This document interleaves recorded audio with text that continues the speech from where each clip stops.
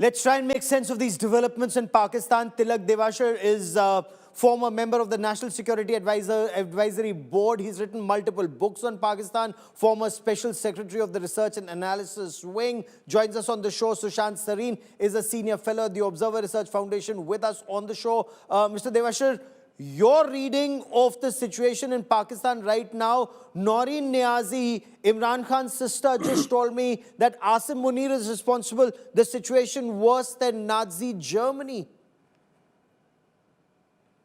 Asim Munir is first grieving Gaurav and good evening to Sushant. Asim Munir is certainly responsible. You know, it looks like the army, and especially Asim Munir, is deliberately manufacturing a crisis. You see, it's very simple. They have to show proof of life. They could contrive it any which way, have a court hearing, have a video talk, let Khan say some statement. But by secrecy, that by isolating Imran Khan, they are creating space for rumors. And in a country like Pakistan, rumors spread like wildfire.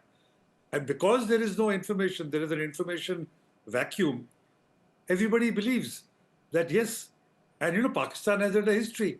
Pakistan's first Prime Minister, Liaquat Ali, was killed. Killers were not found. Benazir Bhutto, same thing. Akbar Bukti, you name it.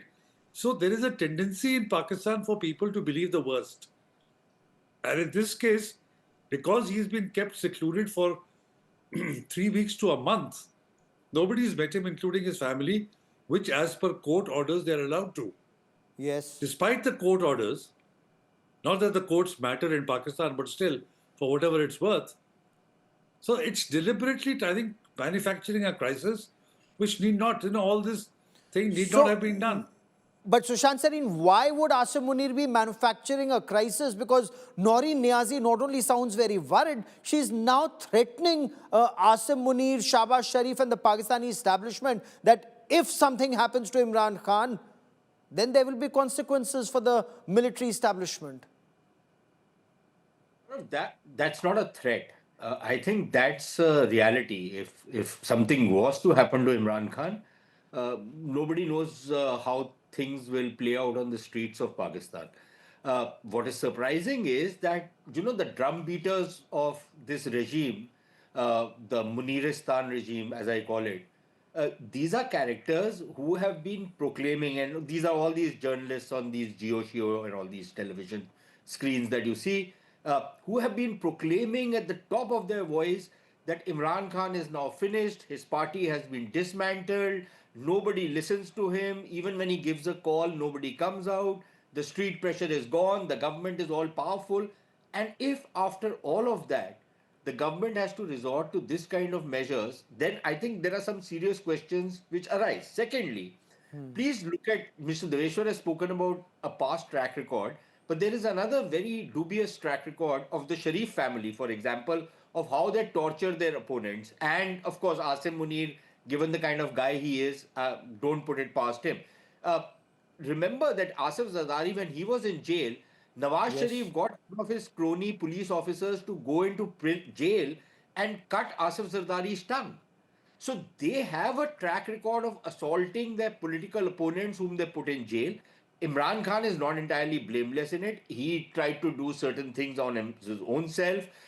When he was in power, he also went after his opponents. Yes. The kind of viciousness we are seeing today, I think that has very few parallels in the past. But given that dubious track record, who knows what can happen? But I just one last sentence, Gaurav.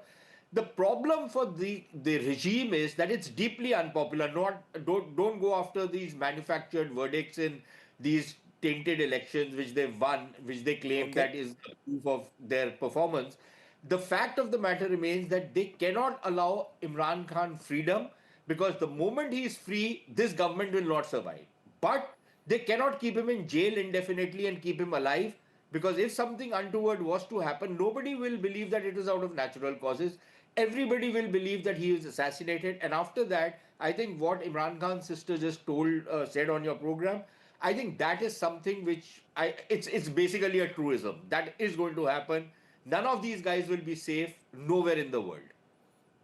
and that's really scary because overseas Pakistanis are also seen as arms of their deep state or any party. But why would Mr. Devashir, would Asim Munir, on one side there's Operation Sindoor that's still on. The Afghans, Taliban are killing him on the other side and his soldiers almost every other day. There's trouble within with Tehreek-e-Labbaik and other parties. Why would he manufacture another controversy would seek more trouble for himself by not letting the family, lawyers or doctors meet Imran Khan?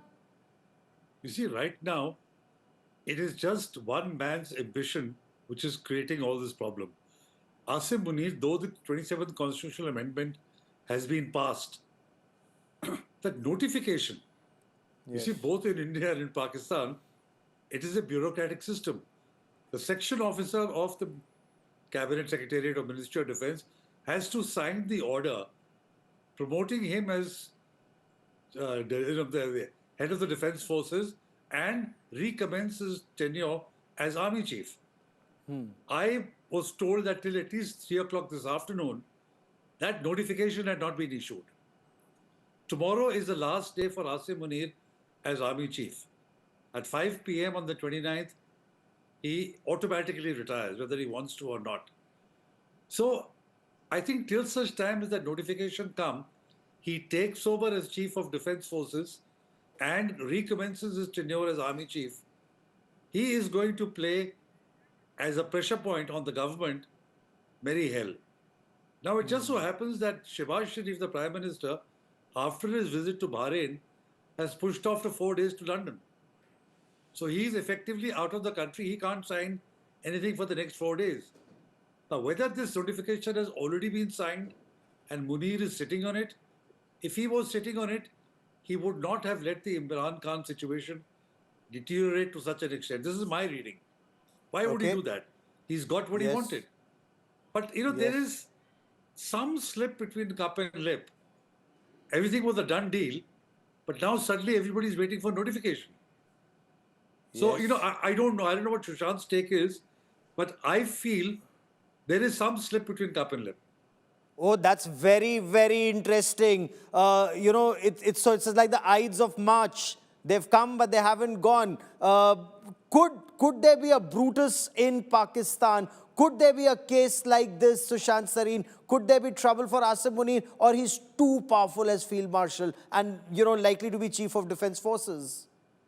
Yeah, Gaurav, everybody in Pakistan is a Brutus. So don't expect any loyalty out there or any Mark Antony out there. So I think you get your classics right as far as Pakistan is concerned. It's a country built on treachery, so don't expect anything better. But look, there are a couple of things. I don't see any reason why the Sharif family right now, beholden as they are to Asim Munir, tied at the hip because their survival is together. Who knows if Asim Munir goes, somebody else comes, the guy will be as loyal to the Sharifs as Asim Munir is, or will have the same interests, survival interests as the Sharifs. That is one, apart from the power that he wields. Secondly, where I have a slight disagreement with Mr. Deveshwar, although what he is saying is something which is being spoken about in Pakistan, but the fact of the matter also is that last year they had passed another law which they had amended the Army Act and given the Army Chief a 5-year term. 5-year tenure. It means that the serving Army Chief would then serve on till at least 2027 because he started his term in 22.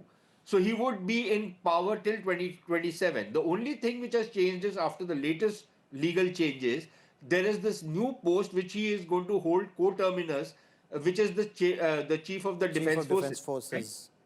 And that is a 5-year term. Now, maybe the notification for that has to be issued. And the day that notification is issued, then Asim Munir's term starts from that very day because then he takes on a higher position, which is CDF. And then he goes on till 2030. Now, in Pakistan, generally, every dictator who comes into power has this grandiose scheme that he will stay in power for 10 years, 15 years, 20 years. But normally, after 7 or 8 years, Pakistanis get tired of dictators and the demise starts. So let us wait and see whether Asim Munir can even last his full 8-year term, which he seems to be wrangling for. I have my doubts if he'll last the entire term, but on this notification thing, I'm a little skeptical whether the notification is the reason why he's being as stupid as he is being. Because what kind of support, in your view, Mr. Devashir, does Imran Khan and Pakistan Tehreek-e-Insaf still enjoy in the country, given the kind of crackdown the army has carried out against their party leaders, their party workers, after the May 9 incident with the corps commander, Pakistan, air base in Miawali, ISI headquarters, Chitral Scouts headquarters, when all of those places were targeted, didn't they break the back of Imran Khan's party and leaders? You see, there are two things. One is popularity of Imran Khan as an individual, as a leader, as some sort of a cult figure. I think that popularity continues.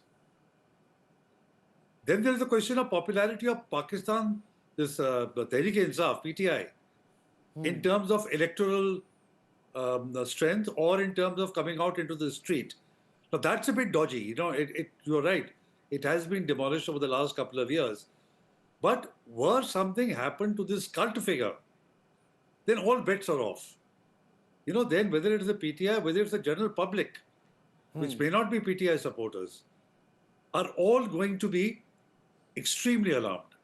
And then let's put it frankly, there is today a lot of tension between the Pashtun and the Punjabi. Yes. And the Pashtuns are on the back foot. There's being seen that a Pashtun leader is being proceeded against, that he's been treated unfairly, he's in isolation, and the Punjabis are doing it. So, it is that one factor also that would then come into play. And then you have the TTP. The TTP will just love to fish in troubled waters. This will give them an opportunity when the army and the other paramilitary forces are deployed in taking care of civil unrest. The field is left open for the TTP, and behind the TTP, the Taliban.